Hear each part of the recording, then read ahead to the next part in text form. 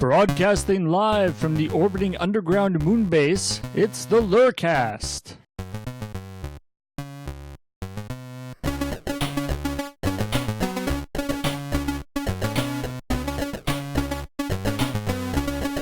Except just audio this time.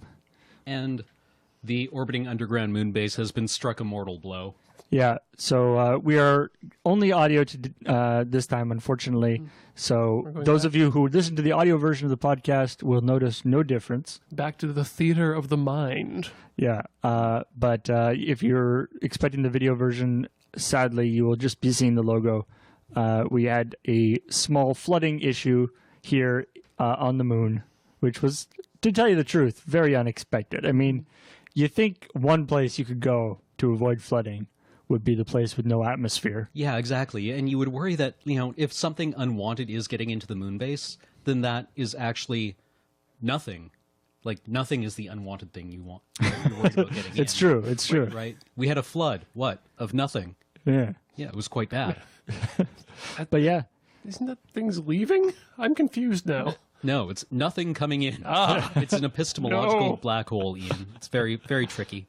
So anyway, we are currently broadcasting from the Moonbase, but from what we're calling the remediation bunker in the Moonbase, which is a small temporary podcasting setup we have here. This table looks like it came from The Hague. We are broadcasting from our mobile base, Space Force One. Yes. So, but anyway, we shall persevere, and this week we're going to be talking about Desert Bus because, oh hey, wait a minute, Desert Bus is coming soon. It's coming. Yeah. It's coming. And we actually have like a big clock on the wall here that's been running for the last about 200 days or so. Yeah. Yeah. Slowly, not actually even slowly counting down because it counts milliseconds. So it's been like zooming down. Obviously the days don't go down that fast. For the better part of the year, it's just been providing a nice, orange glow into the entranceway. Right. And we're just like, and then you just kind of look at it and go, oh, there's only one digit in the date section. That's interesting. That's new and different. Huh. And terrifying. That must mean something for someone. Yeah. So yeah, the Desert Bus, we're going into Desert Bus 9, which is crazy. A brand new location this year. Brand new location, the Lunar Module Mark II. Yeah, comes with its very own helicopter. Much like which isn't that useful on the moon, but no, it doesn't have rotors though, so it's okay. Oh, it's true. Is it Dick Cheney's underground atomic helicopter? Maybe. I don't know. I don't know where it came from. Dick Cheney and his second-hand heart. So we thought it might be kind of fun to do a podcast talking about previous Desert Buses. And this is actually, I was thinking this is actually kind of a good mix of people to be talking about this. Obviously I've been doing it for 9 years, but Ian has been doing it for quite a few years now. Yeah, couple years. 5, is it? 5 years. Yeah. And Cam has also been.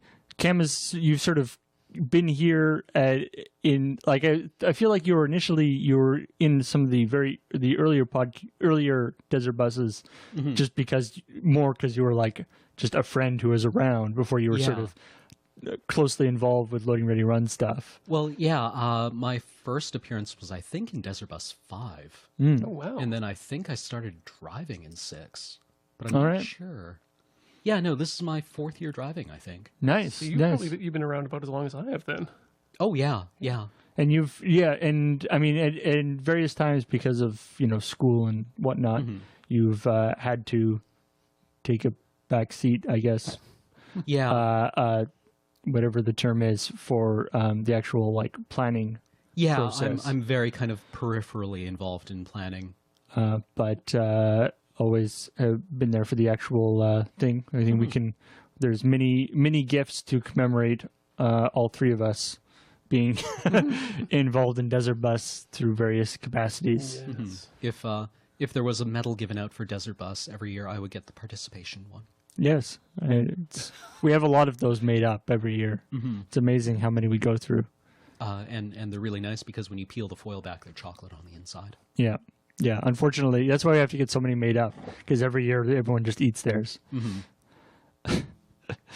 So, should we talk about maybe? Actually, yeah. How about we talk about the first your memories, special, interesting things that happened that you can remember as sort of at your first desert bus, and I guess I'm always fascinated with, your impressions of. I guess the first thing would be, did both of you watch Desert Bus before you attended Desert Bus? That's a solid no, Paul. No? You're like, that sounds stupid. Well, I mean, I didn't really know about it at all. I No. was a friend of Kathleen's, and I had been invited to be in a couple of sketches. And Kathleen never mentioned the whole Desert Bus thing? I would see it go up on her Facebook once a year and think, that's a weird thing. Maybe I should check it out. And then it would be over. So I wound up just kind of blundering into into the Moonbase one day while Desert Bus was occurring. And So you didn't actually know Desert Bus was going on during the time? You were just like there to hang out? to be perfectly honest, Paul, I was taking 6 courses at the time, so I wasn't really aware of anything going on. I see. It was like, to say- this is my house, right? Why Yeah, are you all it's you like- people here? Am I awake? Am I asleep? I don't know. I am a schoolsman, and I have no broader awareness whatsoever of my surroundings. And these things seem to be happening to me. And that's novel. Yay. So that's my overall first impression of Desert Bus. Was Sort of a wave of just kind of strange things going on. yeah. And obviously, Paul, I'm sure you didn't watch Desert Bus before you actually participated in it due to, well, physics. Yes. Yeah, The causality. nature of time. But how about you? Well, Ian? that's an interesting question because I did actually watch one Desert Bus before I ended up coming to the busing. It was actually Corey who got me hooked on the idea of Desert Bus, as I was completely unaware of it because I don't follow things on the internet, apparently. And she told me, hey, they're, those people you like, those guys from Loading Ready Run, they're doing a charity marathon. Maybe you should watch it. Like, maybe I should. So you already knew who we were at the time. Yes, and I'd actually interacted with you very shortly once before at a convention. Right. This is that Anime Evolution. Exactly, yeah. And we can. I mean, you can go back to the origins of See episode X of... Ian and Beej and Corey and Heather, that them talking about meeting up with us. But yeah, I actually ended up watching the Desert Bus for a bit and participating by writing a song or two. oh, nice. And actually, which was terrible, and we should all forget the poker face parody of Desert Bus, which gets brought up every now and then. But yeah, And now that you've mentioned it, will be brought up again. yes, Yeah. And then the year after that, we met up again in Anime Evolution, and Graham and Kathleen said, "Hey, you really should come to Desert Bus." And yeah, And so that's That was you came into town, and were just like, were you just sleeping on somebody's couch or something for yeah, the? that was specifically Desert Bus 4, and Graham and Kathleen kindly opened up their couch for me to sleep on. So that would have been the first one here, right? Yes. Yeah. Okay. Cool. That was the year I discovered that they had the mattress on their hide-a-bed upside down. About a week into the run. Which was unfortunate, but felt a lot better after that. Oh, fair enough. Yeah. So what do you remember most? What the first year that you actually participated? It was an amazing blur that first year because much like every year, you forget more than you've actually experienced, and you go back and say, did that actually happen? But what really sticks out in my mind most was the tech at the time, which the tech has been building year upon year, the complexity of it all. But I remember having to sneak in front of the command computer and down into the corner next to where the chat monitor was to actually start operating the overlay and the rudimentary camera switching we had. That was before you were actually closely involved with the tech. You were just there, and was that when you met Johnny too? I guess. Yeah, I actually met him after the run too, because I don't think he was actually here for the run that year. It's weird when you guys you and Beej and Johnny, were like hanging out and sort of we started doing that podcast a little bit and different things like that. And for some reason, in my mind, I figured that you guys knew him from something else, just because you seem to click together so easily. Yeah. No, that was that. We were introduced by Graham that year, and we decided, okay, well, we've seen how it's been done before. We have some ideas we'd like to present as to how we can take this a step further.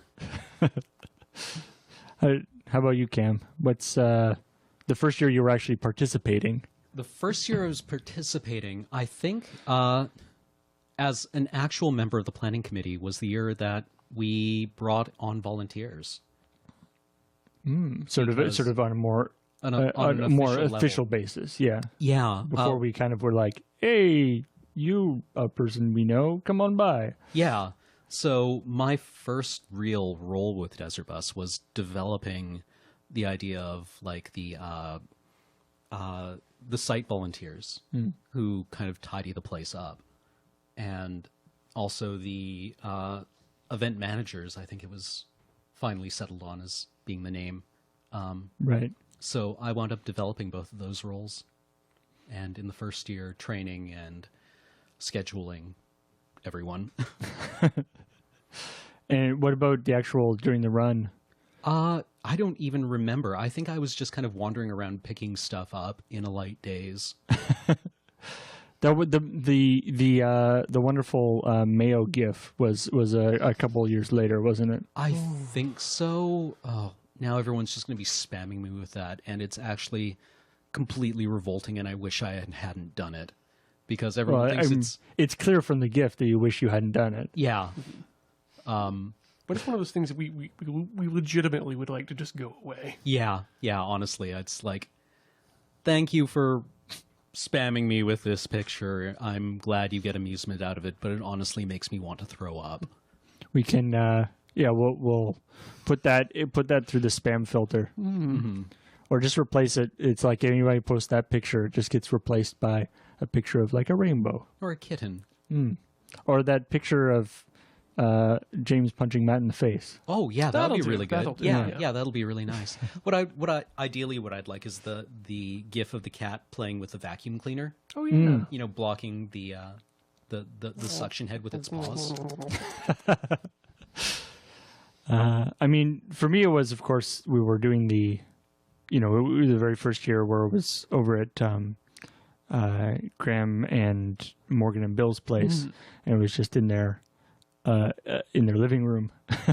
And I mean, I remember I don't know, people probably have forgotten. I think a lot of people have forgotten this because of various high profile things later on, but I have the dubious honor of actually being the first one to crash the bus. Wow. Yeah. Really? Yeah, or the first one to like, I think James took a dive in the first hour because the guy, one of the people who made Desert Bus, Eddie Gordetsky, called in and offered $100 for him to take a dive. Take the cash. And we were like, we'll take that.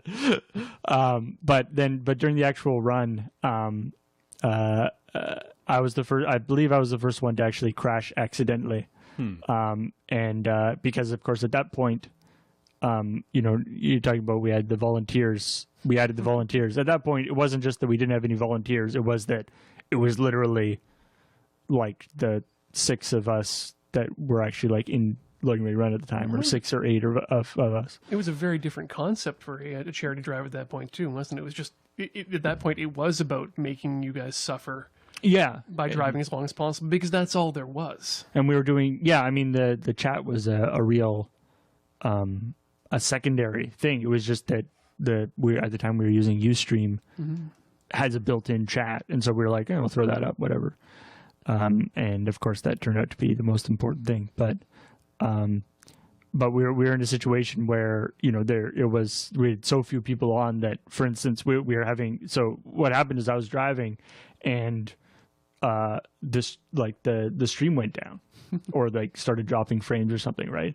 And so I was driving, and the laptop the stream was running on, I was like trying to like look over and see what the problem was while I was driving. which was a recipe for problems. Why mechanics don't generally tune their cars while they're actually driving. Yeah, yeah. It really made me. I mean, it was actually. It was amazing. You know, I don't actually drive. Just I don't even have a license, and it was an amazing thing where it's like, you know, Desert Bus being basically the simplest possible driving simulation other than just hitting one button. You know, even that, you know, being distracted for 5 seconds is enough to crash, right? And that's like, you know, the most simple simulation of what real driving is. It really makes you you know, appreciate how you know, how much your focus is important with actual driving. Right. It also sends to highlight how important the development of self-driving vehicles has been, specifically for Desert Bus. Yes, yeah, we've been testing out one. Yes, well, it's no secret. I mean, people know about the device that. But we were doing kind of a burn-in test on it, and it's undergone some improvements and some refinements and some things to make it more horrible. Yeah. Well, I mean, drone implementation. We have our own Skynet now. So I guess actually that's a question then that we could lead into. What's of the time that you've been involved in Desert Bus, either watching or participating, what's been your favorite year-over-year improvement? What was the biggest change for you? Oh, moving to the new space. Yeah, I mean that was a huge difference, and that also applies to, you know, for me, for the move. Like every time we've moved to a different space, it's been way better than the previous space. So that goes. I mean, except for maybe the second one was maybe not a. It was more of kind of a lateral move because it was a better location in some ways, but also smaller, and we didn't have a kitchen. But certainly all the moves, you know, when we moved from the Moonbase Mark II to the Moonbase Mark III, we're like, we have so much space here now. And then, of course, that became not enough space. And the moving to the lunar module, and then the one this year as well, is definitely a huge improvement. I still actually haven't seen the new space. I was in... oh, you haven't? I was in that space in like February, I think, for something completely unrelated. So I'm familiar with it, but that was when it was still under construction, or at least under, well, not construction, but renovation. Yeah, it's it'll be really cool. And you all will see one tiny angle of it. Very quickly. I think the rest of us are going to see it a little bit more in detail tomorrow-ish as we start to move all of our... Starting to, I mean, you're talking about changes. The fact that the load-in for Desert Bus is happening a week before Desert Bus starts is kind of huge. Like, I mean, you go back to original, you know, Desert Bus. It's 2 laptops, both of which were actually broadcasting over Wi-Fi, just because we didn't have the cable to do it, and we didn't want to bother.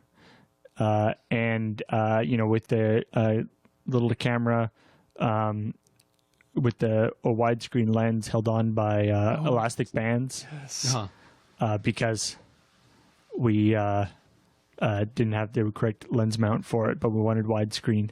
This is the widest angle I could afford. And it also had and it had a little microphone on it, but the microphone picked up interference whenever anybody's phone went off. So it would do that like so to the point where people in the chat would be like, phone, and would be like, what? And then your phone would go off. So like it was like people in the chat would hear the little like microphone interference, the GSM noise, before the phone actually went off. This was before like 3G and stuff too, right? So it was a big deal.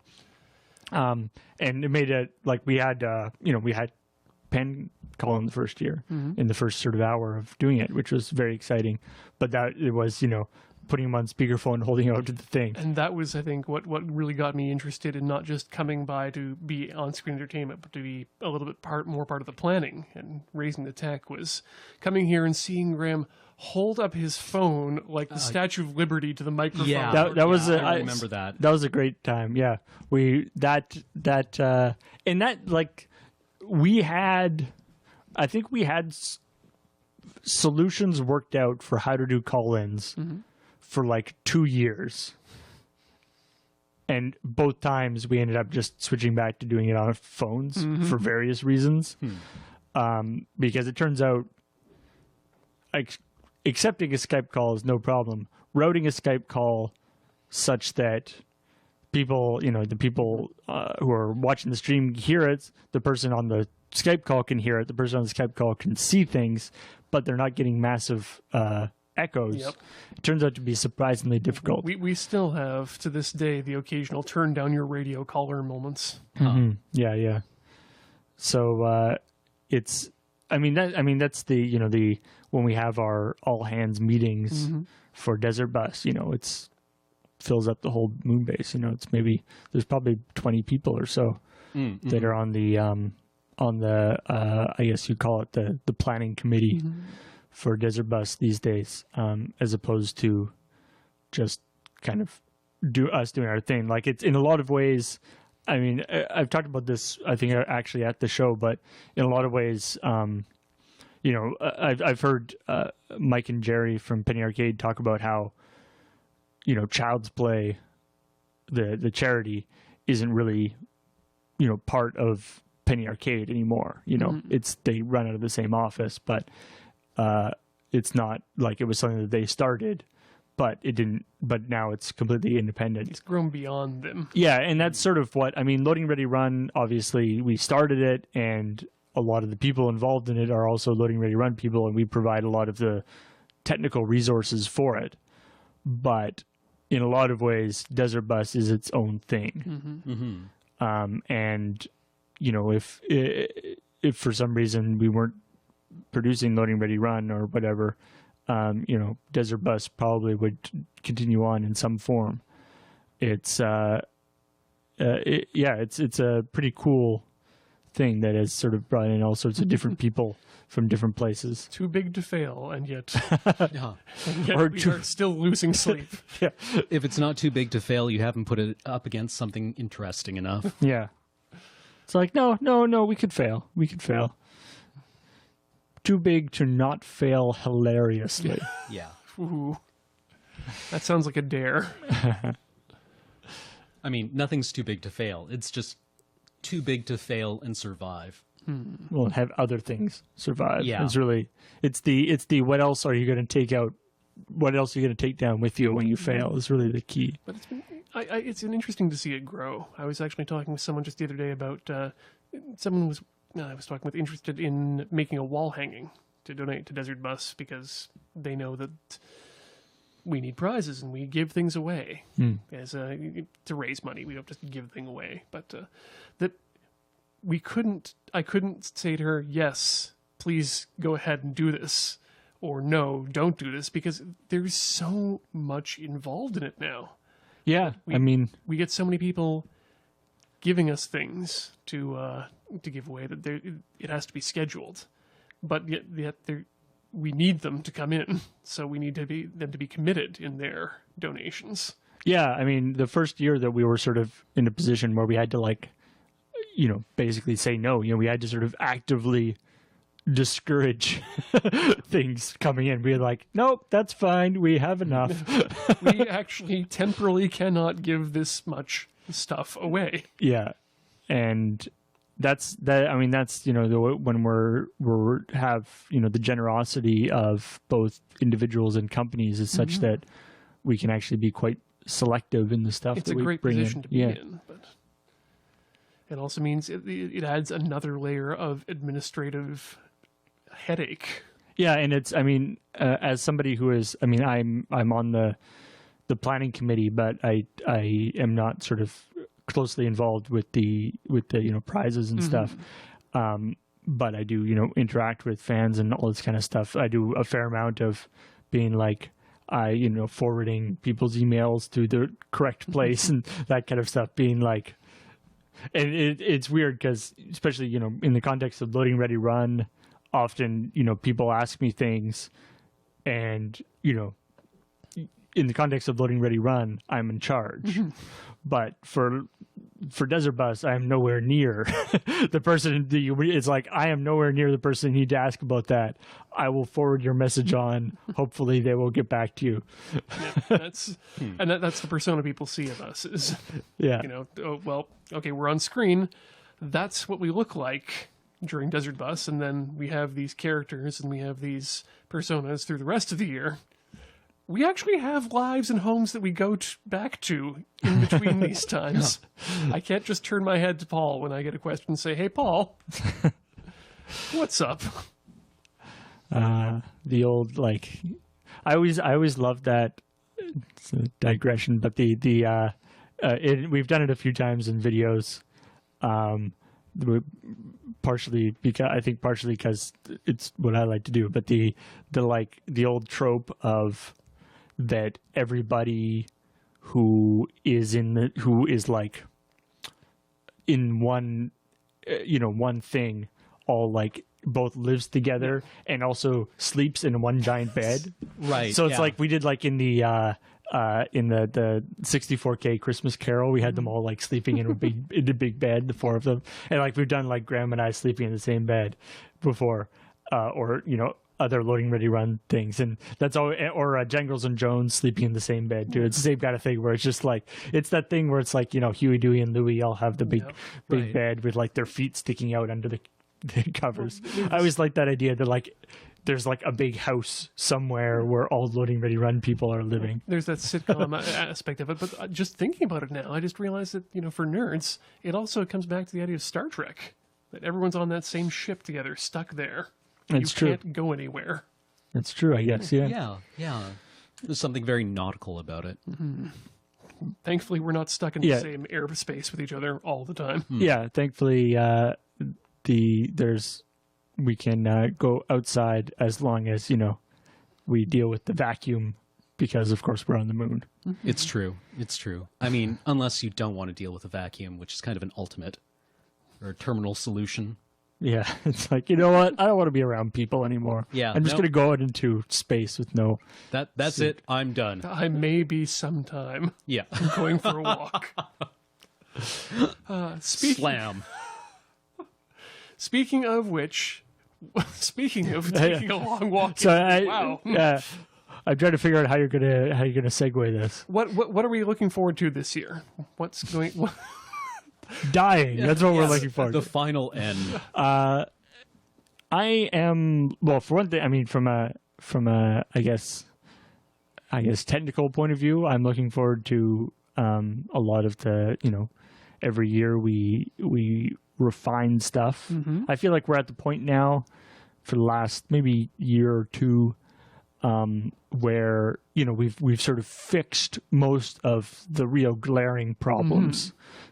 The aforementioned Statue of Liberty thing, is that kind of stuff. So we're down to kind of the more nitty gritty just refinement things. It's gone from a couple of SD cameras up to now I think it's going to be over 5 HD cameras this year. And doing the full 1080 stream and all that kind of stuff.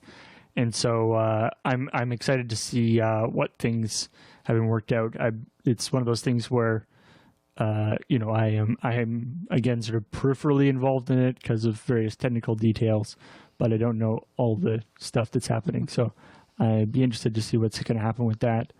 And I know because of various planning things that there are certain events that are planned during Desert Bus that should be interesting. I'll say interesting because we don't know quite how as with everything with Desert Bus.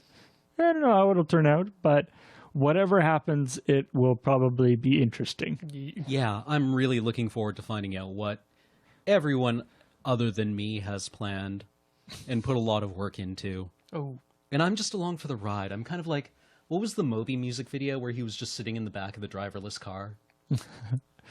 For your driving shift, you better be in the driver's seat, though.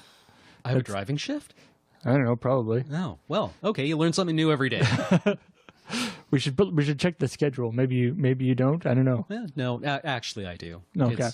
It's a graveyard shift. It's not even actually a graveyard shift. It's like whatever comes after a graveyard shift. blasted hellscape shift, I guess. Dead shift. Yeah. That's actually a change that I think we can bring up. We're a lot more people driving this year than usual. Yeah. We've switched it up. Now this will be the fourth time we've switched it up. We started very first year was 4-hour shifts, and then we went to 24-hour shifts, which we did for 2 years, I think, and then we went to 12-hour shifts. Yeah. Okay. No, wait. We did around earlier than that. We did 24-hour shifts for a couple of years. I Yeah, guess. because I was around for the last 2 years of 24-hour shifts. Right. I got half of a 24-hour shift. Right. Yeah, we did 24-hour shifts actually for quite a few years. We did 4-hour shifts for the first 2 years, and they sucked. Yeah. 4-hour shifts were much worse than 24-hour shifts. I'll tell you that. Because 4-hour shifts is like but there was I think 4 or 5 drivers at that time, and so you only got to leave at any time for 8 hours at a time or something. You'd have to be up for a 4-hour shift or up to a 4-hour. And also your when you sleep kept flipping back and forth too. It was bad. Oof. So 24-hour shifts were much better. But then we switched to 12 hours, and this year we're going to be trying 8-hour shifts. Health and safety, we're almost in line with it. Yeah, we're rapidly converging on modern workplace standards.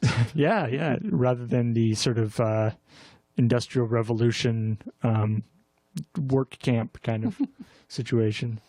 Actually, I mean, the funny thing is, the main reason why we did that is not to take it easy on the drivers.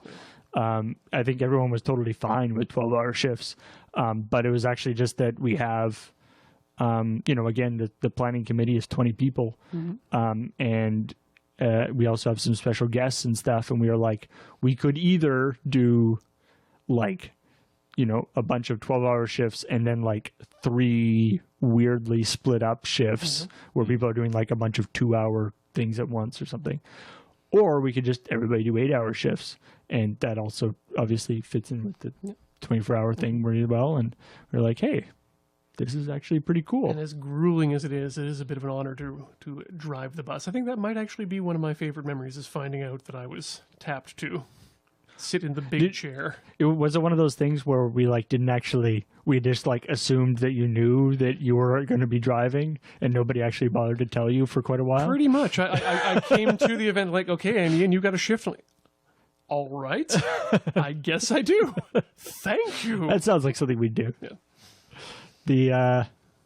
So what'll be kind of interesting, especially this year, is that we have 8-hour shifts for the drivers, but the what we call the co-hosts or the co-pilots are on 6-hour shifts. So there's going to be a little bit of sort of cycling there, because that is the position that actually takes the most work. Yeah, I mean the driver is pretty lazy. Yeah. Literally, you're just sitting there and moving in some cases only one thumb. And some drivers have even gotten it down till just twitching. Yeah. If you have Franz Liszt sized hands, you can kind of span the entire control. Single-handed. Yeah. So the driver has it easy. It's the co-pilots, and this year one of the other things we're really trying to do this year is making sure that there are lots of co-pilots always available, so that keep people fresh. Yeah.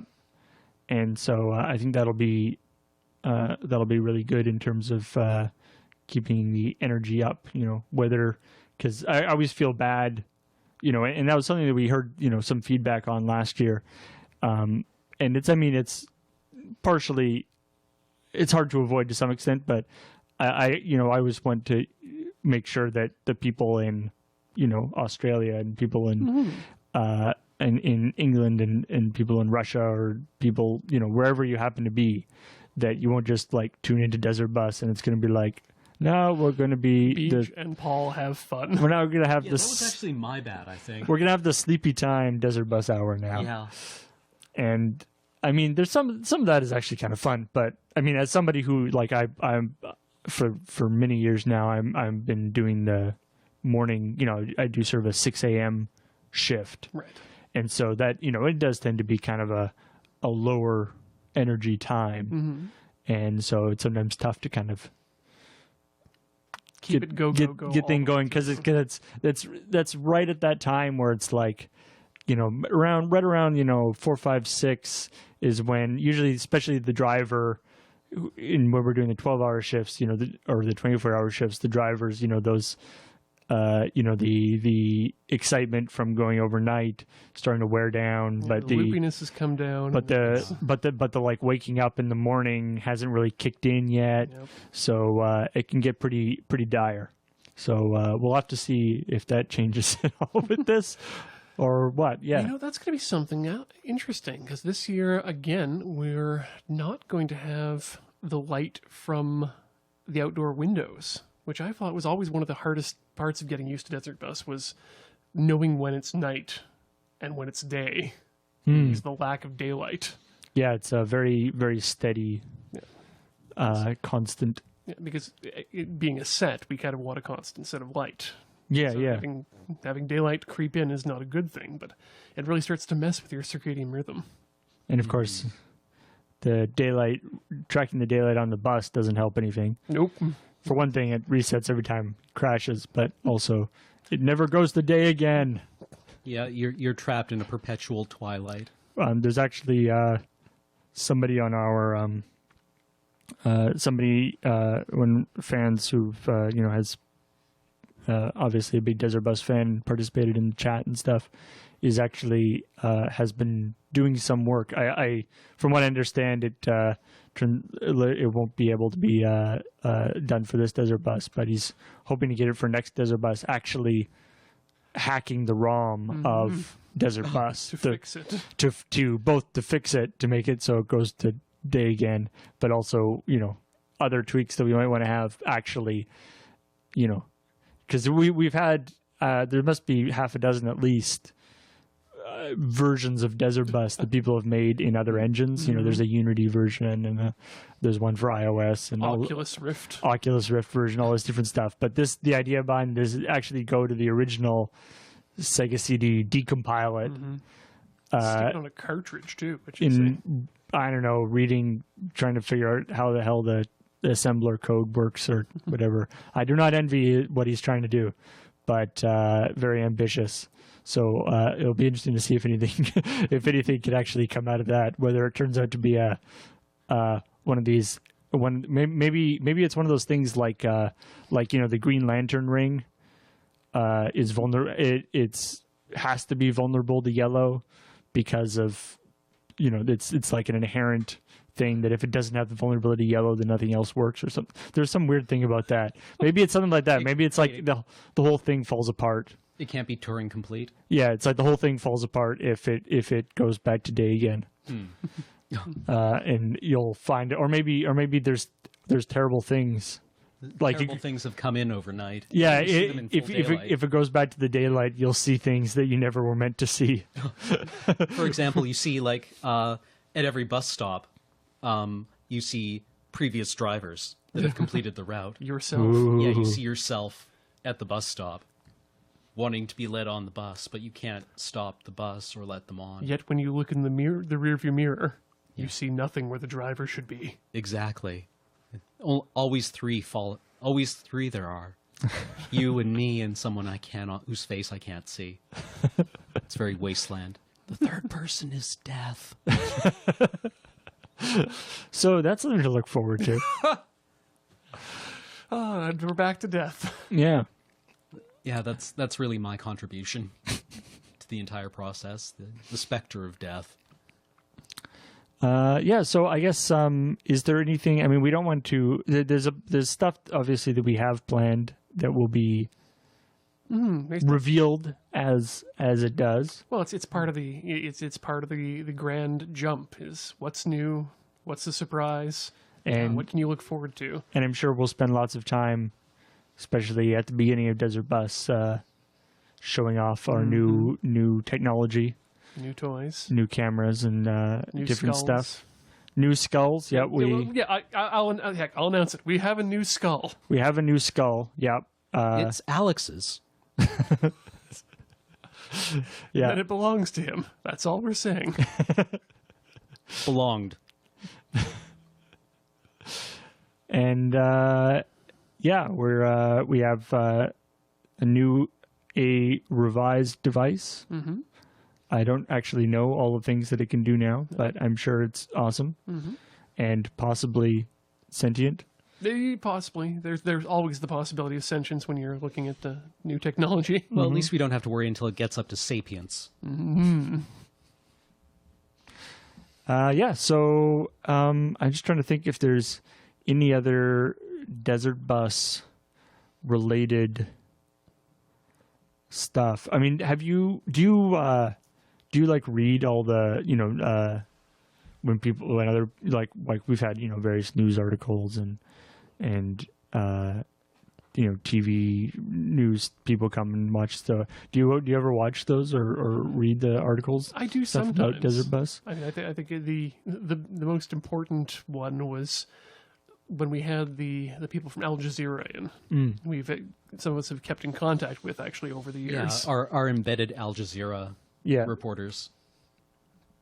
Yeah, because they were the first ones to actually get it really right too. Yeah. I mean, a lot of people. We have had very especially sort of local television come by and just sort of be like, "Hey, this is a thing that's going on. Isn't it weird? Look at the nerds." Yeah, kids are crazy. And then we always talk about it cuts back to the anchors, and without fail, they'll be like, "So, do you play video games? Oh, I used to play Pac-Man back in the day, or Frogger or something."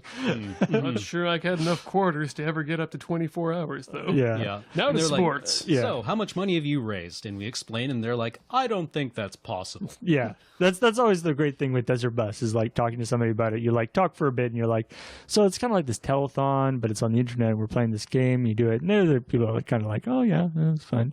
And it was raised just over $2 million. And they'll be like, hey, but what? They're kind of rolling back the conversation in their mind, being like, well, I missed something somewhere along the way when you said that billionaires were involved. Yeah. But no, it's just lots of awesome people, and it's always neat to like there's obviously lots of other video game marathons now. Now that we open the door Ooh. with our Wolfenstein 3D of internet telethons. I like that. That's a good analogy. Yeah, we're not quite the Doom, but maybe the Wolfenstein. But there's lots of other marathons. The Merry Marathon and the Awesome Games Done Quick and all these different things that have been extremely successful. But it's always it's a point of pride for me always that the ratio of amount donated to viewership or to number of people who donate for Desert Bus is so ridiculously out of whack. I don't know what it is off the top of my head, but we'll have for something like Awesome Games Done Quick, we'll have 10 or 20 times as many people watching as we do, and maybe raise twice as much. and that's one of the most important things about Desert Bus is that we have some of the best and most generous fans. Yeah, and I think that's what I'm going to look forward to the most this year is actually getting to interact with them one more time. Yeah, and get them to get them to make us do all sorts of weird and crazy things. So anyway, we will be seeing you guys online very quickly. And I believe we are going to be taking a 1 week hiatus from doing LRRcasts for because the reasons if you don't know why, you haven't been paying attention. If you're coming to here for entertainment, maybe you should turn into desertbus.hope. Yeah. Wait, .hope?